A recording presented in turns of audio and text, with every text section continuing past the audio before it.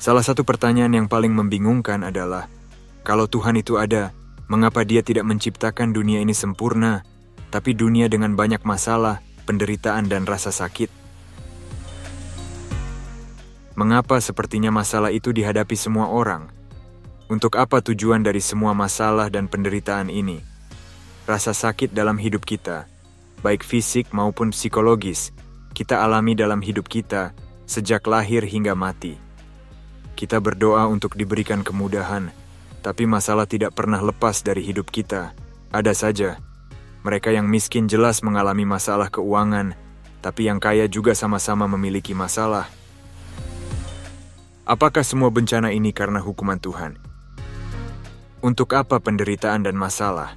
Mengapa penyakit dan cacat diizinkan terjadi? Bagaimana cara mengatasinya sesuai petunjuk alam semesta?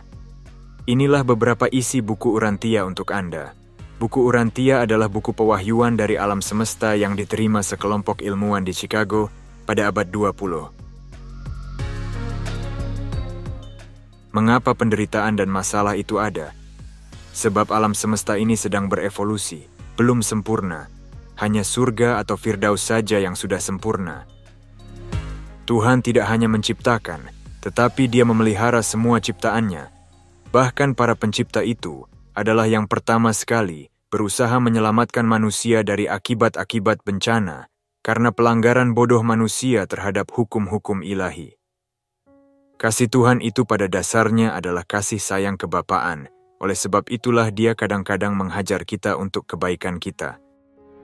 Tuhan tidak pernah penuh murka, penuh dendam atau marah. Tuhan alam semesta itu bukan dewa primitif yang dianggap menimpakan bencana dan masalah pada manusia. Tuhan juga tidak minta penebusan atau pengorbanan darah dan nyawa demi agar manusia berkenan kepadanya. Itu adalah ajaran primitif. Apa gunanya masalah itu ada? Jawabnya, karena itulah sarana kita belajar. Ilmu kedokteran tidak akan berkembang kalau tidak ada penyakit. Semua masalah itu ada sebabnya dan ada solusinya. Berikutnya, masalah itu adalah sarana pendidikan jiwa kita. Jiwa kita berkembang hanya karena dilewatkan masalah dan tantangan. Coba kita baca beberapa kutipan berikut dari buku Urantia. Ketidakpastian kehidupan dan perubahan-perubahan keberadaan itu sama sekali tidak bertentangan dengan konsep tentang kedaulatan semesta Tuhan. Semua kehidupan makhluk yang berevolusi itu dikelilingi oleh hal-hal tertentu yang tak terhindarkan. Pertimbangkan hal-hal berikut ini. Apakah keteguhan hati, kekuatan karakter, itu diinginkan? Maka haruslah manusia dibesarkan dalam suatu lingkungan yang mengharuskan pergulatan dengan kesukaran dan memberi reaksi pada kekecewaan-kekecewaan. Apakah pengharapan, kebesaran untuk percaya, itu diinginkan? Maka keberadaan manusia haruslah selalu diperhadapkan dengan ketidakamanan dan ketidakpastian yang berulang-ulang. Apakah cinta akan kebenaran dan kesediaan untuk pergi kemanapun arah yang ditunjukkannya, itu diinginkan? Maka haruslah manusia dibesarkan dalam sebuah dunia di mana kekeliruan itu hadir dan kepalsuan itu selalu mungkin. Apakah kenikmatan atau rasa puas kebahagiaan, itu diinginkan? Maka haruslah manusia hidup dalam suatu dunia di mana alternatif rasa sakit dan kemungkinan penderitaan adalah kemungkinan-kemungkinan pengalaman yang selalu ada. Jadi begitulah, kalau Anda menghadapi masalah, kekecewaan, kebimbangan, pengkhianatan, rasa sakit, masalah sosial, dan macam-macam masalah lain, tenang saja, itu sudah bagian dari rancangan alam semesta untuk mengedukasi dan mendidik jiwa Anda. Kita belajar memaafkan, kita belajar rendah hati, sayang kepada sesama, sabar, dan banyak lagi tabiat rohani serta kebesaran jiwa itu dari masalah-masalah tersebut. Tuhan tidak melihat hidup Anda sekarang saja, melainkan jiwa Anda selama-lamanya, setelah pergi dari planet ini nanti, untuk bersama-sama dengan Dia nanti. Waktu Anda sangat terbatas di dunia ini, dan Anda harus belajar memiliki watak yang baik sebagai anak-anak Bapa Semesta yang kekal. Memang, sering manusia membuat masalah mereka sendiri, karena melanggar hukum alam semesta misalnya, dengan merusak lingkungan, atau dengan berperang. Tapi manusia juga belajar dari penderitaan yang mereka alami akibat perang. Sebetulnya, ada cara damai untuk menyelesaikan perselisihan, dan itu perlu pencerahan suatu bangsa menjadi jiwa-jiwa yang pengasih dan penyayang pada sesama. Perdamaian abadi hanya mungkin ketika manusia sadar diri mereka ditempati roh yang sama, sehingga semua orang bersaudara dalam kesatuan spiritual. Ketika kita ditakut-takuti dan diajari untuk saling bermusuhan, perbedaan agama akan menjadi masalah besar dalam keluarga dan antar bangsa. Perbedaan agama sering menjadi alasan yang membuat masalah. Ada dua bahaya yang harus diwaspadai oleh agama, kata buku Urantia. Yang pertama, pengaruh politisasi agama oleh mereka yang menunggangi agama dan memecah belah umat manusia. Kemudian yang kedua, bisnis, komersialisasi agama, mencari uang dari menjual atau berdagang agama. Di negara berkembang seperti kita, masih banyak dijumpai penggunaan agama untuk politik dan bisnis yang kotor semacam itu. Tapi, meskipun di negara yang lebih maju, lebih aman dan sejahtera, mereka mengalami masalah-masalah seperti itu juga. Jadi, syukurilah bahwa inilah kondisi kita sekarang. Buku Urantia menceritakan seperti apa kondisi planet yang sudah maju dan sudah menyelesaikan berbagai masalah planet. Coba dengarkan berikut ini. Dalam zaman puncak, zaman terang dan hidup, pewahyuan kebenaran sekarang diperluas hingga alam semesta sentral dan ke Firdaus. Ras-ras menjadi sangat rohani. Suatu bangsa besar telah dikembangkan dan zaman akbar sedang mendekat. Sistem pendidikan, ekonomi, dan pemerintahan di planet mengalami transformasi radikal. Nilai-nilai dan hubungan-hubungan baru sedang dibangun. Kerajaan surga sedang muncul di bumi. Dan kemuliaan Tuhan sedang dicurahkan di dalam dunia. Pada zaman ini banyak manusia tidak mengalami kematian, tapi diubahkan atau ditranslasikan dari antara yang hidup. Roh pelaras semakin sering melebur dengan subjek manusia mereka selama masa hidup. Hidup selama era ini menyenangkan dan menguntungkan. Kemerosotan moral dan produk-produk akhir antisosial dari perjuangan panjang evolusioner telah hampir dilenyapkan. Panjang hidup mendekati 500 tahun, dan tingkat reproduksi untuk pertambahan rasial dikendalikan dengan pintar.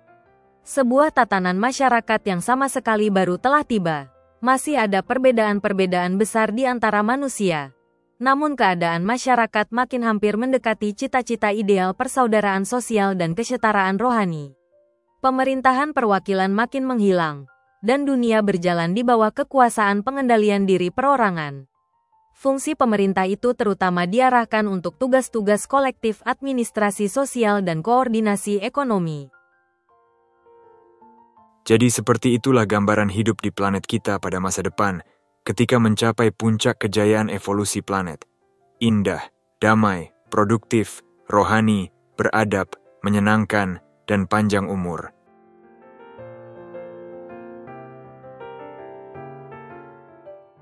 Inilah beberapa langkah pemecahan masalah. Kita perlu mencari petunjuk dari mitra kita, roh Tuhan yang sudah ada dalam kita, roh pelaras yang sudah mendiami batin kita.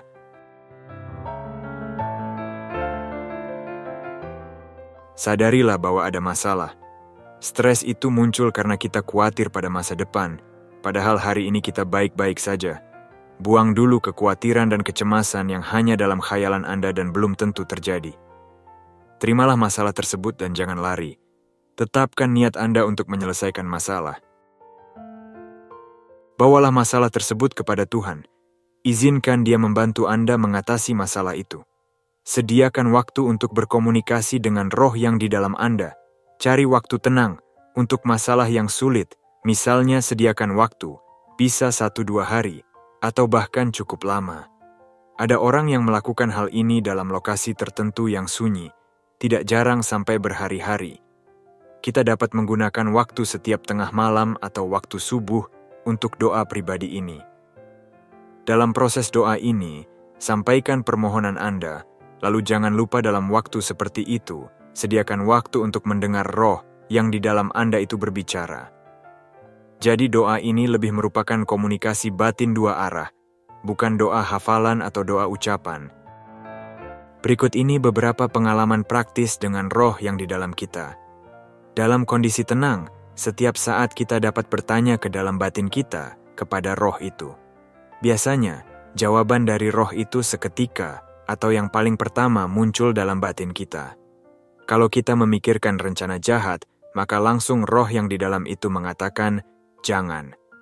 Tapi kalau kita tetap bersikeras, maka roh itu akan diam dan berhenti bicara. Gunakan rasa atau perasaan hati Anda untuk memutuskan yang benar. Jika pikiran kita itu disetujui oleh roh, maka hati kita akan damai sejahtera, tapi kalau tidak disetujui, maka dalam hati akan terasa ada ganjalan. Ada yang tidak beres, dan kalau Anda terus melaksanakan pikiran itu, siap-siap saja itu akan menjadi dosa, dan Anda akan menerima akibat pelanggaran hukum alam semesta.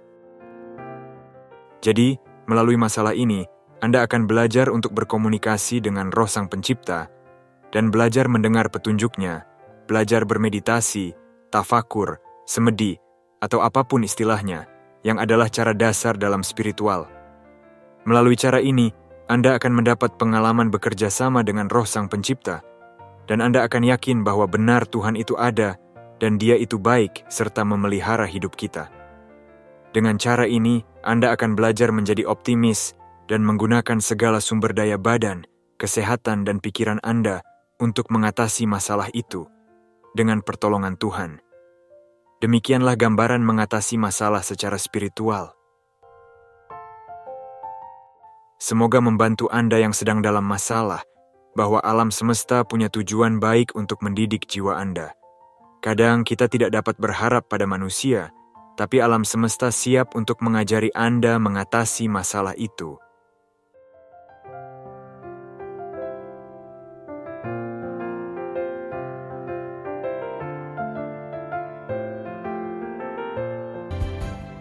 Terima kasih sudah menonton video ini dari awal sampai akhir.